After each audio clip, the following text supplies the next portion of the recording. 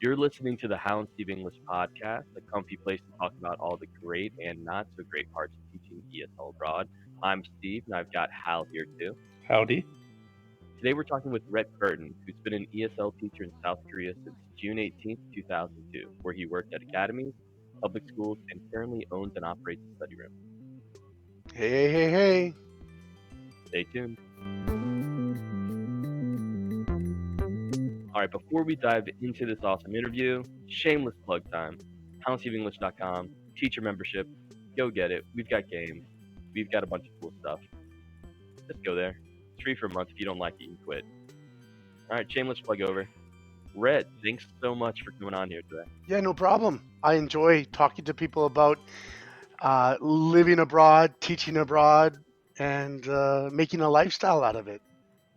Yeah, I think you're one of the original folks here. I mean, there are a few people that are still here who have found a way to move through the different stages of life abroad and, just build a nice little life for themselves out here. You know, I like how you said find a way because, you know, nothing ever comes like in a nicely gifted package. Like, you really have to, like, find all the assets and resources and information and people and you need to like wrap it up for yourself in a way that resides with how you want to be wherever you are in your life at this present moment. And I've had tons of different challenges to overcome, but all in all, it's been quite the ride. That's a really great way to put it as well. I mean, you've really got to go out there and take ownership of what you want to achieve. Yeah, it's something that I really didn't like when I first arrived here was that a lot of teachers they think, this is just my my gap year job, or this is just a job or a position I'm going to take for a year, and then I'm going to move back to the real world. And they always said real world, and I was like, well, what if this does become your real world? Then what? You know, it's like you need to like take action and become responsible for learning new skills right from the get-go because you have a whole year to learn a lot about yourself and who you want to become in the near future or either even further down the road. Now, before you came to Korea, where were you living? Well, I grew up in a small town of 200 people in Saskatchewan. I'm as I'm as small town as they get, but I did move to Calgary to go to university, so that was the kind of the welcoming to the city life. But then, moving to Seoul, it blew Calgary right out of the water. So, what did make you move to Seoul? Job. Well, you see, okay, in 2002 when I graduated from university, I had a tech degree. I was geared towards getting a job in the tech industry, but at the same time there was a big bubble burst at that time and there were no jobs for people with no experience. And I was sitting on a mountain of debt and I was really lost on what I wanted to do and I wasn't exactly sure I wanted to subscribe to the typical corporate lifestyle, and I needed a break from it because I had a lot of stress from school and from getting grades and paying back this debt. And then my friend called me and said, "Man, I just got a job in South Korea. I love it, and I think you know this kind of work would so suit your personality, would so suit your characteristics and whatever." He said, "Come on up. You can pay off your student debt in a few years. You'll have fun." And I'm like, "Whoa, you're telling me that I can move to South Korea and get a job doing this? Sign me up." Because I didn't know what I was going to do at home. So, 2002 Red. Now, in 2002, that was before Facebook, that was before social media, that was really before anybody was able to communicate on the internet freely and openly about these different experiences Oh abroad. yeah. That seems really scary to go out and move to a completely different country for a career that you weren't yet prepared for. How scary was that? Because you knew your friend, but it still must have been really scary. Ah, I didn't really think about it like that. I thought about it in terms of like how much fun would it be to go do something I've never thought was possible. Back in 2002, things it wasn't very few people moved abroad to teach, and to me that just sounded like something so offbeat that I had to do it. I had to try it. Yeah, that's great. That's the opposite of me. I was very scared. But so how was that process? Did you prepare all your paperwork? Was there somebody who recruited you? How did you go about that? I What happened was my friend put me in communication with his boss. I talked to his boss one time and said, "Yeah, sure, I'll take the job." It was really that easy for me because I just really wanted to go. I didn't think about whether or not the boss was good or bad. I didn't think about whether the school was good or bad. If my friend who was there at that school would vouch for it, then I had nothing more I needed to know other than when can I come? Now, how old were you at that time? 22. Oh, that's a great age. 22 is like when I think about it, it's like so young, so naive, like so full of like ideas of what could be done, and it was just awesome. And I didn't really fear anything either, and that could be a bad thing, but Now, on the day that you left home, can you remember what your experience was and what your mindset was as you're saying goodbye to your family? Did you think, "Oh, this is my gap year"? Or did you oh think, yeah, it was see "I'll be me in back a soon"? year. I'll see you in a year. Don't worry, mom. I'll be back 365 days later. Really? Oh yeah, I only plan to stay a year. Oh, so a lot must have happened in that first year to make you stay. World Cup happened. Yeah, so what was your first day like? So how was that flight, and then what happened when you arrived? Well, I'm a Canadian and I'm not actually that big into sports. So to me, I didn't really know what to expect from the World Cup, from Korea with the World Cup. And I just sort of like, oh, that's just a perk for when I show up that the World Cup is on. And when I flew here, well, I knew that there would be a party and I liked to party. I love to party and I liked having fun and I liked meeting new people. So I thought, well, that this is going to be cool. But when I flew in, I didn't realize that the next day would be uh, the South Korea versus Italy in the what was it quarterfinals in the quarterfinals, I believe, or was it the round of 16 or whatever. Anyways, it was just a big match for South Korea, and my friends like hurry up and get here because if you can get to this it's going to be mind-blowingly awesome, and it was out of this world for like a man coming from a small town in Saskatchewan amongst 100 people to come and to like get on a street of people cheering for their team with millions of people. It was just I my mind couldn't comprehend it actually. It was awesome. And I think that was one thing that seeded my kind of my interest for living in Asia for till now, forever. It sounds like it. That definitely is a similar experience to what a lot of folks have had. So you had your first day, and then when did you arrive at work? That would be Monday, and probably started teaching on Monday too. How'd that work out? Was there a training period? Did you just meet your boss and get thrown in the classroom? How exactly did you go about it, and how did you feel on that first day? I my friend picked me up. He got me on the bus. So it was really the transition getting from there was no anxiety from my door to the door to the school's door because my friend he said he'd come pick me up, walk me to the bus, get me on the bus, and everything. So it was really really pleasant right from the get go. And then when I got there, there were other guys from the university that I went to because the head teacher at the time he was recruiting guys from my university, which was a small tech school, and I somewhat knew who they were. So we all hit it off really quickly. They showed me my schedule. They let me watch or observe one or two classes. And then they said, can you replicate that? Can you do that? And I just said, well, I guess so. And I just started doing it. So what were you replicating? Can you tell us a bit about how those classes were run? Well, that goes a ways back. And it was really hard. Like, I couldn't replicate it, to be honest. Like, I could see what was happening, but I didn't know what they were doing. I saw what I saw and what was happening were very different. And I know that now, but at the time, it's like everything kind of looked easy because of whatever that teacher was doing. And some of it looked, teaching looked very easy because some of the teachers were really good at what they did.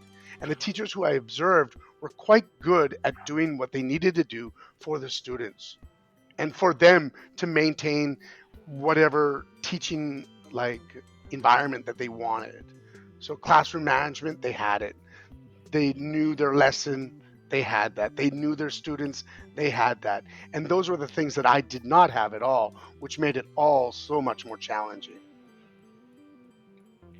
So you went into your first class, and after only watching one or two classes, you said, can Yeah. you tell us a bit about what that was like?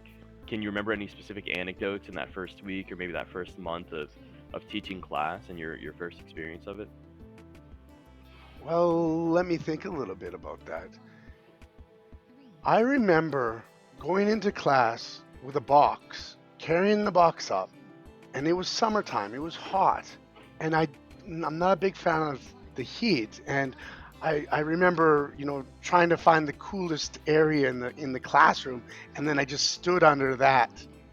And those were some of my basic needs. And then I just basically started talking loudly at the students and tried to kind of interact with them as kids.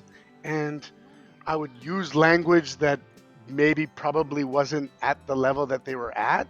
So it was kind of, but they were all wanting to know me or get to know me. They all wanted to, you know, talk to me, and I had my book, so I just opened up to page 10 and I just looked at the picture and started talking about the picture. Is this elementary school? No, this was kindergarten. Oh wow! Started with kindy. Yeah, I started with kindy, but when I was 22, I had so much energy. Like I could go day in, day out. Well, I did go day in and day out for 5 years teaching kindergarten kids because of their energy and because the energy that I could also bring to that classroom. And now, as a 40-year-old teacher, I would tackle it in a different way. I would address teaching totally different. But then at that point, it was all about.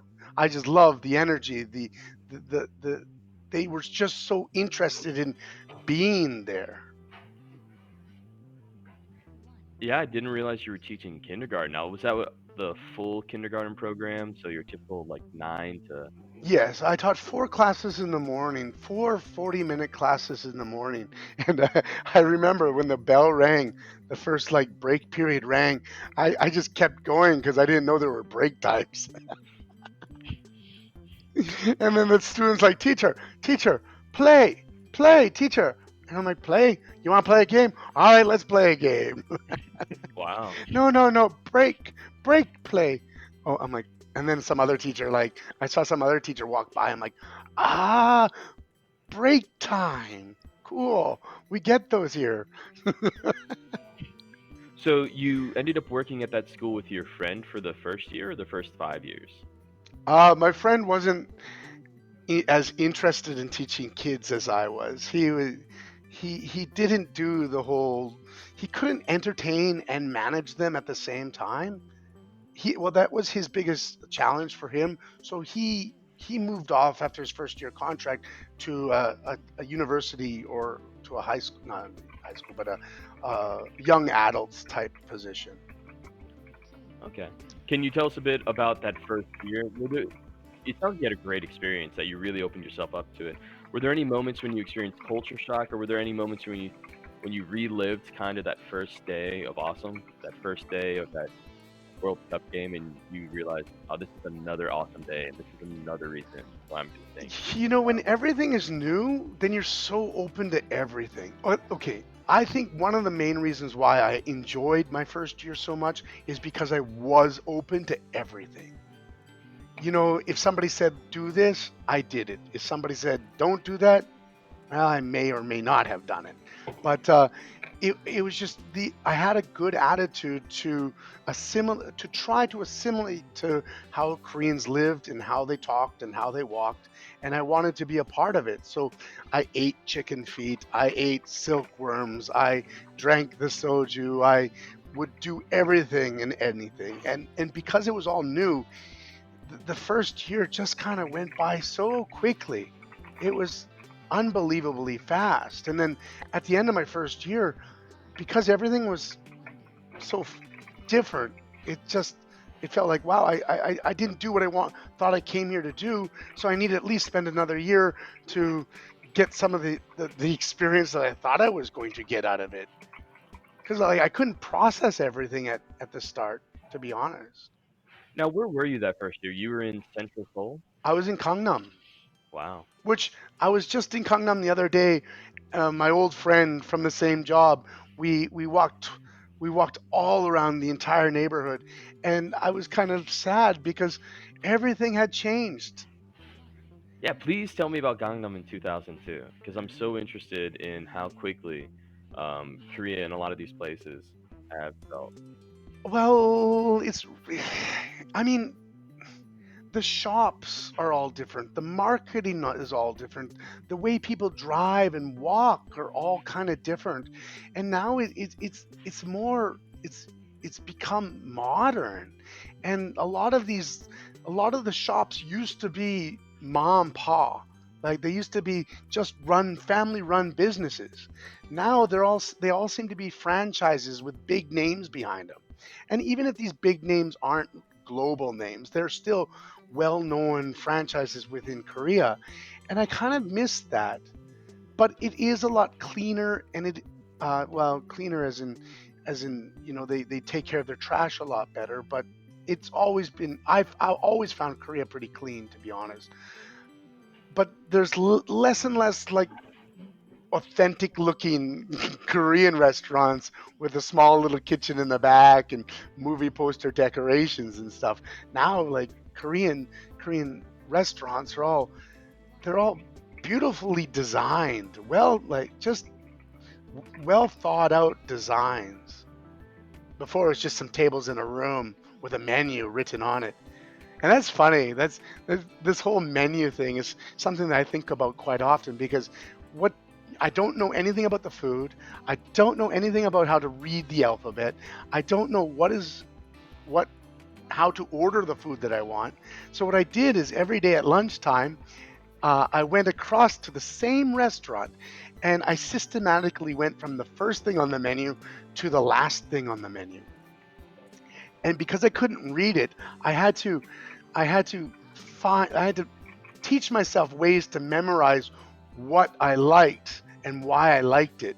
So one of them had like a piece of fly poop over top of it, and I'm like, I like fly poop number 3, that one, and I'd point to that one because I couldn't read it.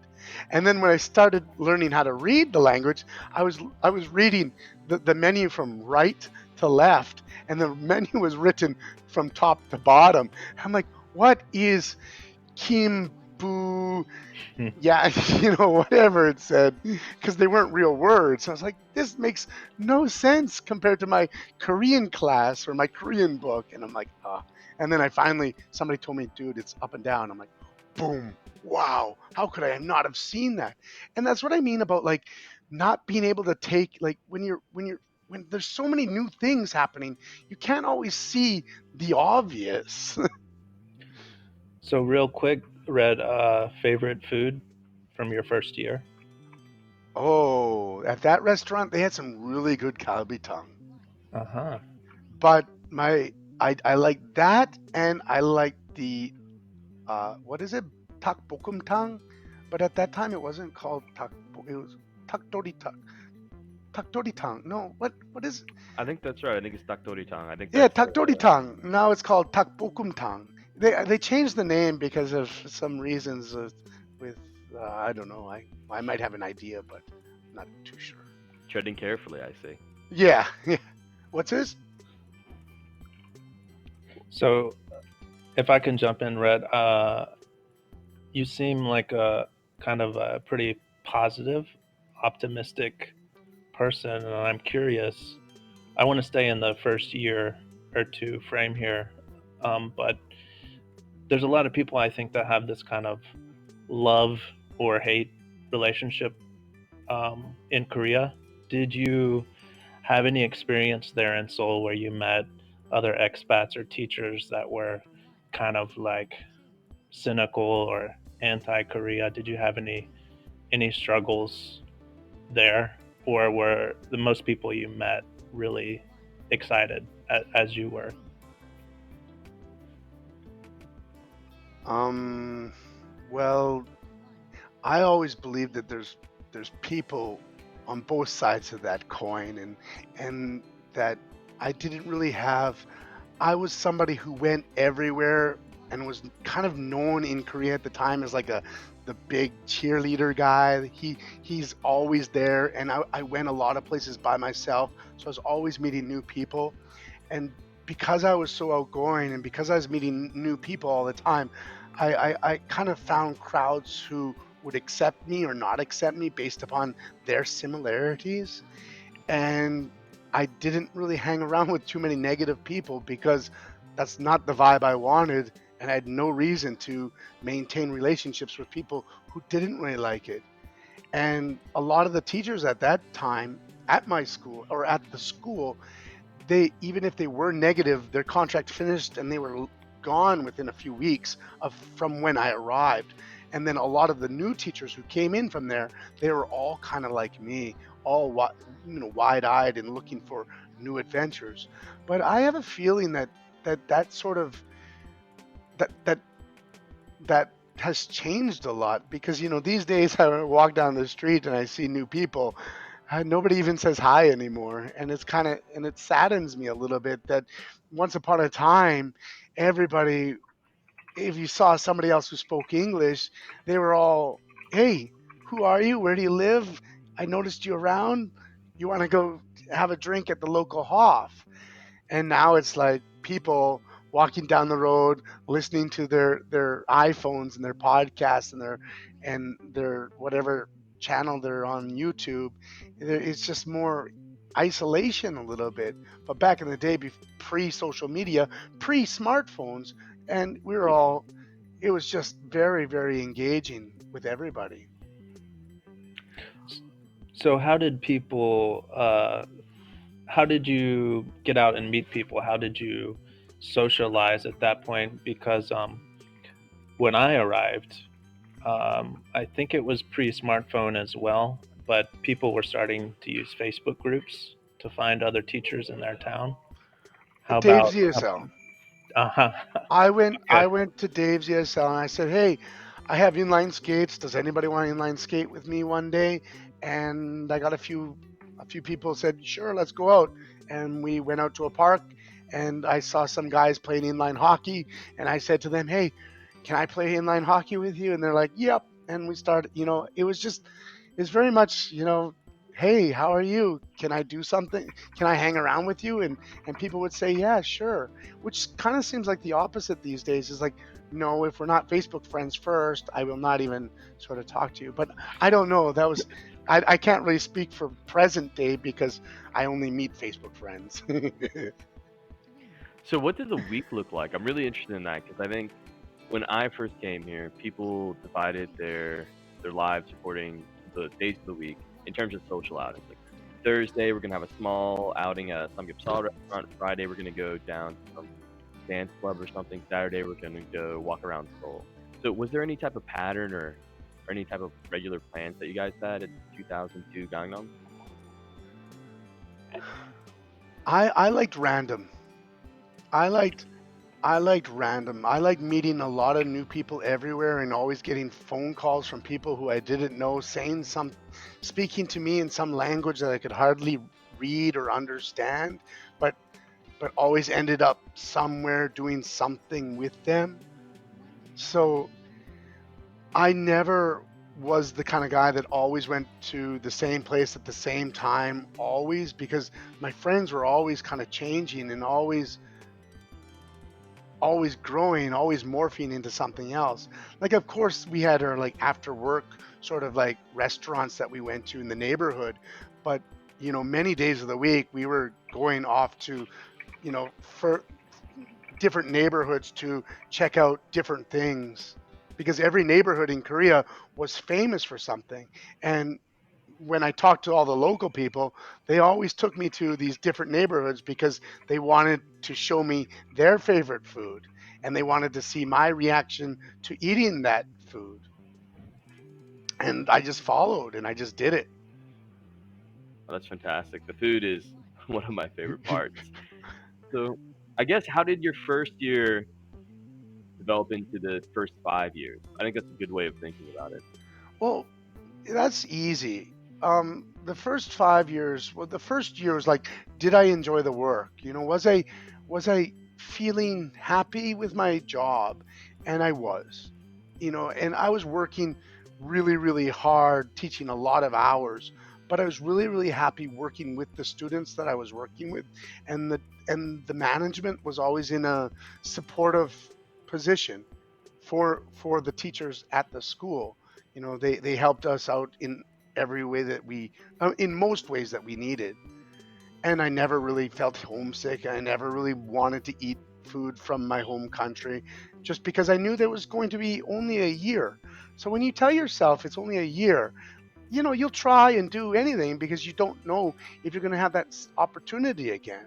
So I learned as much Korean as I could. Well, that's question. That's subjective. But I went out and I went to as many cities as I could. I went to as many parks as I could. I played inline hockey as much as I could because it was pretty big back then in Olympic Park. And it was really it was it was I yeah I kind of got lost in thought there. Sorry.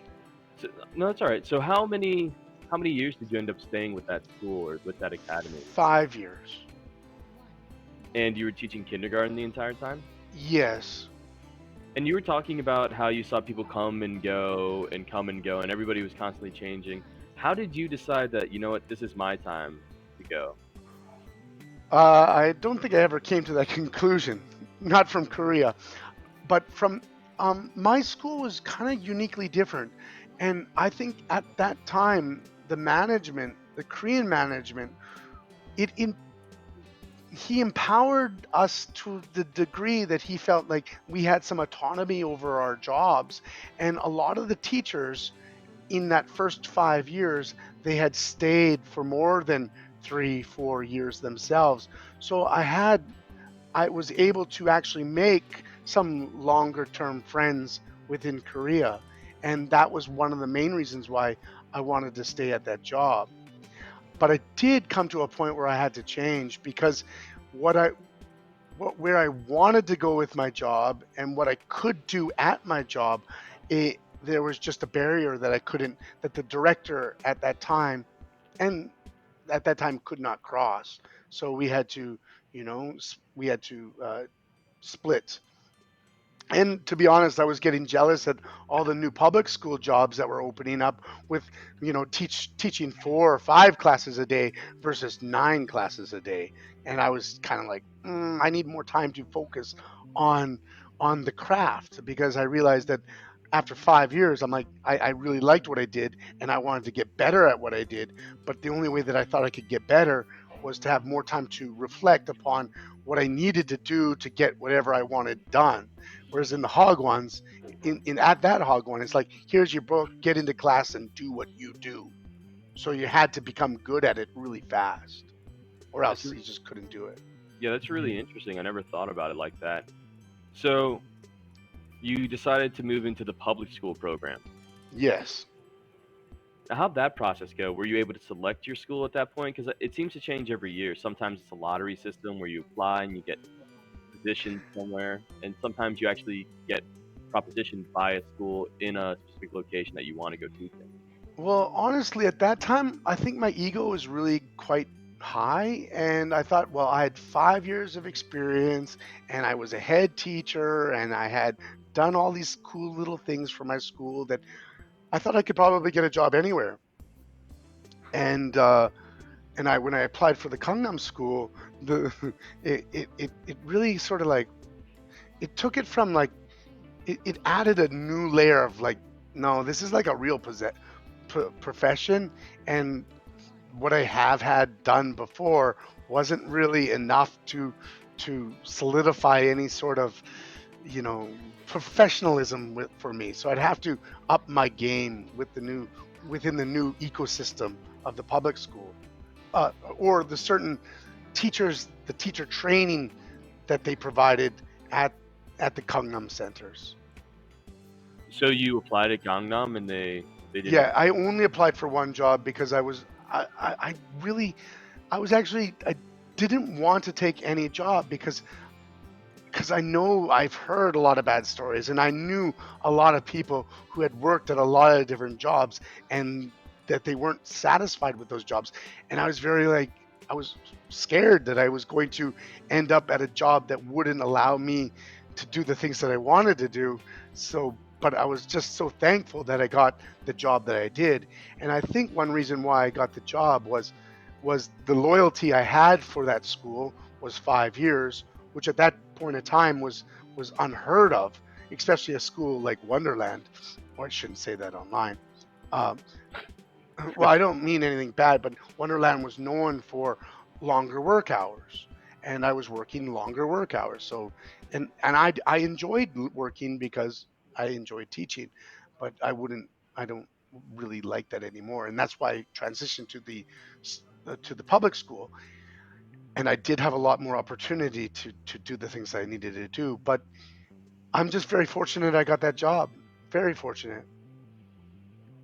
So where did you end up teaching in public school? Uh, Only like 10 minutes from my first job. Oh, So so you did get the Gangnam job. I did get the Gangnam job, and it was only 10 minutes away from where I used to live. And I had a motorcycle, and I just zipped back and forth between me and my old friends and my old school, and it was, yeah. So I ended up, even though I had two jobs, that I only lived in Gangnam for when I lived in Seoul. So could you talk about a little bit about how 2005, your first job, and how Korea was so different than this next stage in your life at Well, the school? biggest difference was like how I felt towards the job. You know, when my in my first 5 years, I was all about teaching in a way that made it as easy as possible so that I didn't have any stress from the students, but in a way that the kids, you know, learned a lot from. But I wanted to keep it very um, basic.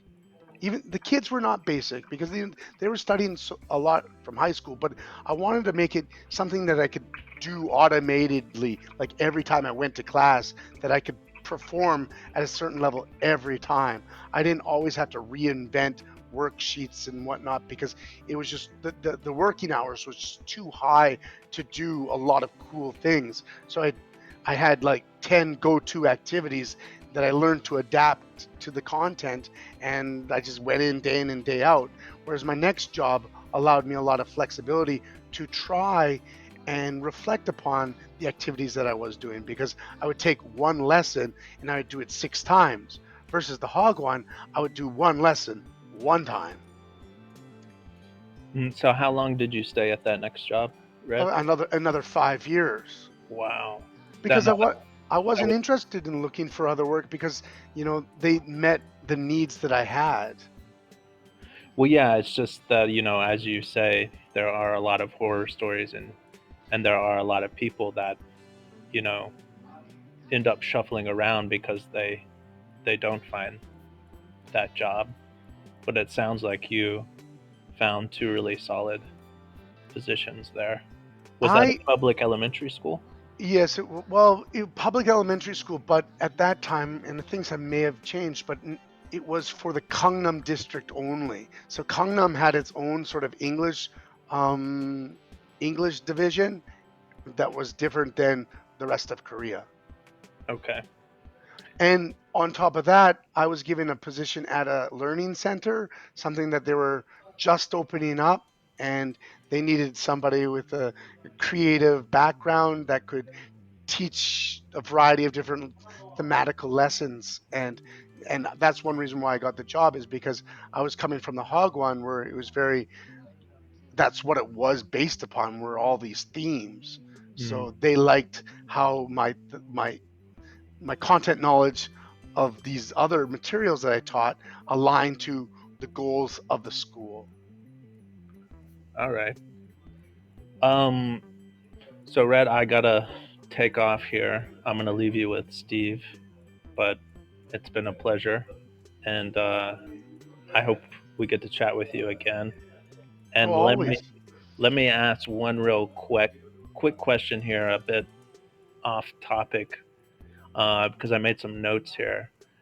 Uh, do people back home still say to you, Rhett, when are you coming back to real life? And do they No, still talk to you as though you're on some sort of, not no, really working? no,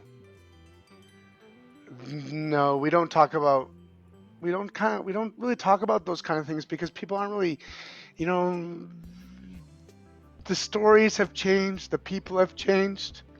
Now, like I'm approaching 40, and when I get together with my old friends, it's more about getting back to where we used to be when we were younger. So, our shared experiences. So, when And I go home, mhm. I talk to friends and family about anything shared between us. And that way, it's just more fun. We laugh more. Great, yeah, I'm just curious. I've been here 8 years myself, and I Well, I've got kids, and people talk about kids now. Like I hang around with a bunch of married people, and we talk about our kids, and then we might have a few beers, and the subject matter changes after the kids go to bed. uh-huh. Well, Steve, can I pass the ball to you here? I guess I'll head out. Yeah, I think our listeners will be very understanding. We're all teachers. We're all on that grind. So go ahead and get to those classes. Me and Rhett will continue on having Yeah. fun. Yes, sir. Adios. See ya. Bye. So Rhett, you were talking about this new public school job, and I think that's really interesting to me because I still can't fathom working in ESL before I came over. I'm kind of small-minded. I came over in 2012, 2013. So you were in Gangnam already with 5 years experience teaching at that public school. What was it like? And really, what was the classroom experience like? And then also, I'm really curious about the relationships that you developed at that public school and how Well, I developed quite a there. few relationships, and both positive and negative, because um, public schools are run by governments. So what mean like the policies they come from the top, from the very very top, and you and everything comes top to bottom, and you cannot change any of that. So they if the government cuts your program, you're out of work, or you have to change your job, or if they have a certain process for what you need to do, then you need to follow that process.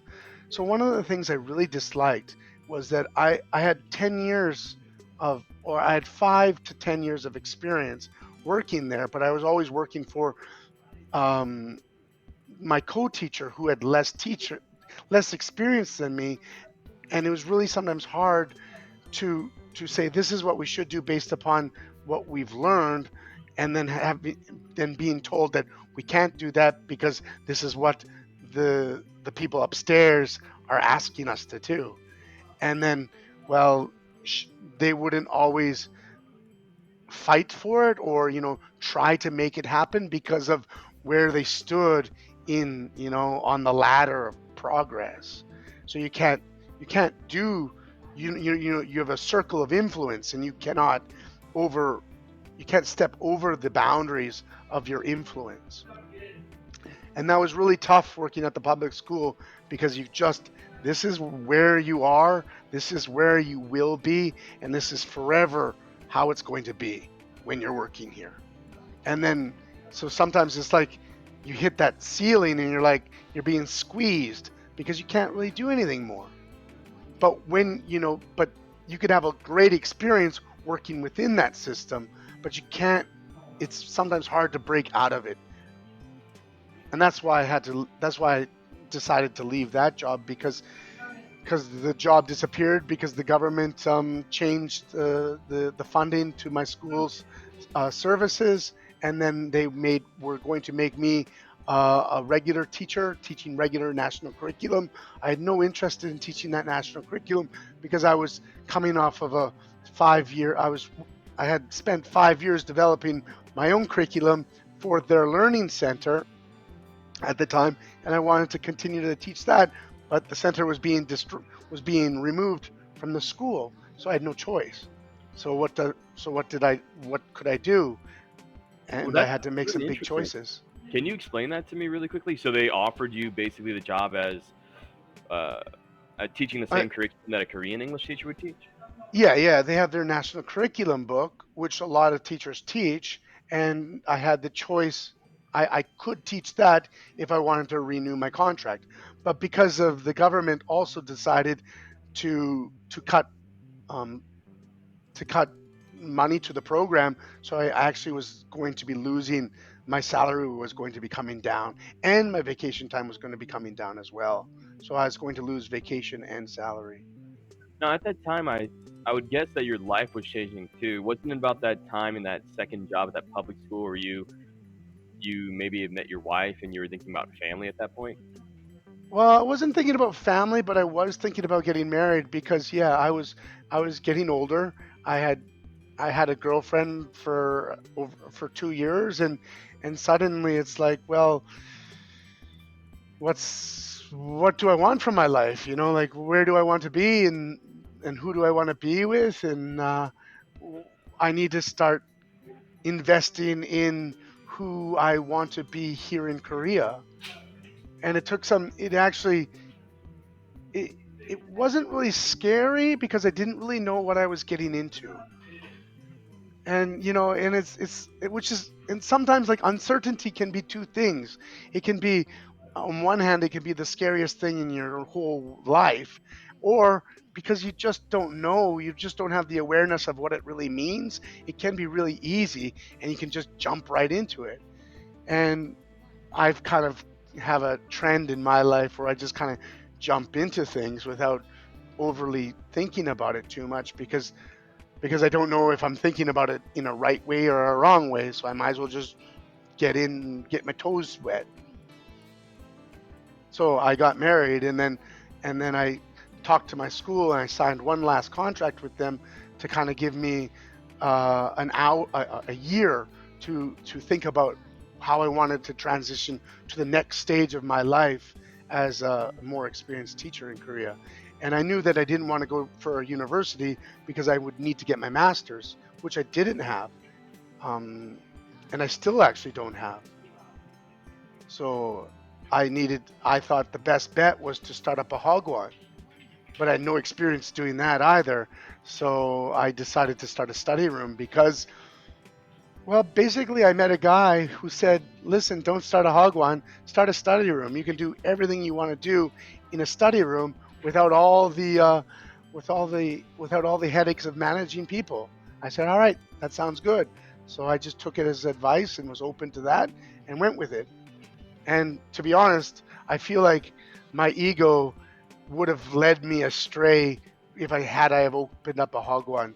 Whereas I needed this time to learn the new skills that I needed to run this school more effectively. And that those skills I didn't really have at that time. So it's been nice to be able to grow with my school at a skill set that allowed me to make mistakes and grow. Definitely, definitely. And I think if you wouldn't mind, I just wanted to revisit this one idea. It sounds like, when we come to Korea, there are these different points in our life that we experience, and they're made that much more interesting because we're experiencing them in a different country, in a different culture. So you had your young professional, young bachelor life with the academy, and then you got a bit older, a bit more mature. You started wanting different things out of your life. Yeah, That looks really wanted more professional development. I wanted to take it more seriously. Yes. how did you perceive those? Did you perceive those, or did you experience them as, life moments, or did you experience them as life abroad moments? I'm really curious if you were aware of what exactly was going on and how your experience was unique. I actually think it wasn't that I had any awareness at all. I may have seen writing on the wall, but I really didn't know how to interpret it. But um, all I knew is that I had to solve the challenge that was in front of me at that moment. And I knew, like, I may have continued working at this public school system had I have been able to keep the original job. So had they have not canceled that job, I may never have switched. Had I have not switched, I may not have had the opportunity to start my school, when I did. So it, in hindsight, sometimes it's easy to say this was kind of like a turning point in my life.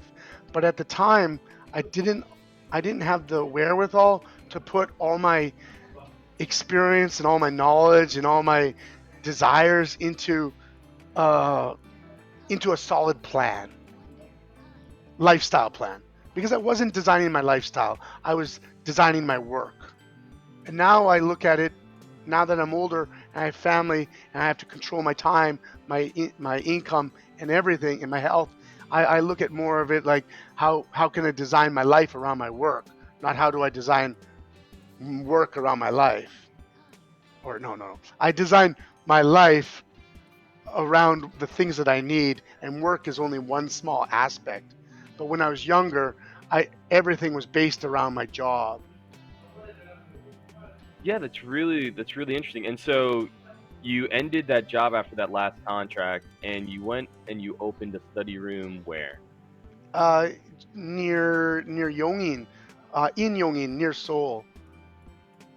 Where does that I was relation to Gangnam? What's this?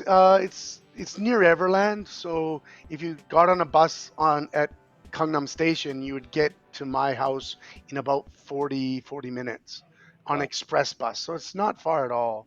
Relatively speaking, couldn't walk it. So I think you mentioned there towards the end. So we were talking about how you came here, your life here, and how you eventually progressed into a study room owner. And a study room is basically an academy inside a residential property. So inside of an apartment would be how most people do it. And I think our listeners might not know, but you're probably one of the most influential people for study room owners, especially foreign run study room owners in South Korea. Rhett, That's because I talk a lot. Yeah. well, I mean, I I ran an adults only academy, and once I discovered Rhett's community on Facebook, he started a Hagwon startup or a study room startup community on Facebook for foreigners like myself and Hal who want to open up their own businesses here and want to go from that place of being an employee to a business owner in Korea. And he made this great community online, and everybody's really openly shared information and openly shared their experience. So I'd really love to talk to you next time about that because to our listeners, Rhett's definitely one of the most influential guys in how to step from an employee into a business owner, especially in Korea. And one of the reasons why I started the group is because I was very serious on what I needed to do. Like it kind of became like real. Like that's when the transition went from like this is like my job to no, this is who I am, and then this is what I need to do to make my life resonate with how I want to live it. And I needed to learn everything that I needed to learn, and I needed to see it through the lens or through the perspective of how to make it successful in the easiest or least hurtful way, like in the fastest, most. I'm sorry, I'm having a hard time coming up with words, but you know, in a way that provided me clarity and confidence. And when you're just starting something new, often we don't have the clarity and confidence that we need to be able to do it effectively. But only through trial and error and through help from others can we do it in a more sustainable way. Absolutely, absolutely. I think what you've done. What year did that group start? What year was that? I think about 4 years ago. Yeah, so let's go and ballpark it at 2014. What you did with that group from 2014 up to today is really, I think, responsible for so many English teachers in South Korea moving from being academy owner or academy teachers and public school teachers, maybe even university teachers, into opening up study rooms, opening up academies, and building up revenue streams, either as their main source of income or as a side source of income, to really change how they're able to live. And they're no longer Yes. dependent on these jobs. They're no longer dependent on government programs that may or may not be canceled. I think it's really, really fascinating. And that's the thing, like, when you're working for somebody else and these 1-year contracts, they're great. They're awesome for when you want that high mobility in your life. But when you need some security and stability, you can't always get it from other people. You have to become responsible for who you are, what you want, and where you want to go. And by starting up your own little teaching business, and I think you could do that at any stage of the game, depending on what you want to do and how you're going to do it. These days, with all the technology and things, like, you could build up and sell lesson plans. You could teach online. You could do a lot of different things that kind of like that buffered you from the influences like the government or your director at your school. Definitely. So I guess this will kind of be our prequel episode into the life of Rhett Burton, and then we'll go ahead and do a sequel about the Hagwon Startup Facebook group and your life as a study room owner. You good to do this again sometime this week? Sometimes this week, Next week, in the weeks in the next after week. this. All right, good. Yeah, I think our listeners will definitely love that. So guys, I'd like to say thank you to Rhett Burton for coming on here and chatting with us. Yeah, it was great to be here. Thank you for the invite. I always appreciate talking with people who are kind of curious of the the the long-term investment in this world of teaching, because we often, when we're first starting out off in these careers, we don't know exactly where it's going to lead. We don't know what's going to happen, but it happens nonetheless, and we have to be prepared for it at different stages, and we have to make decisions based upon what we think are best for us. Absolutely.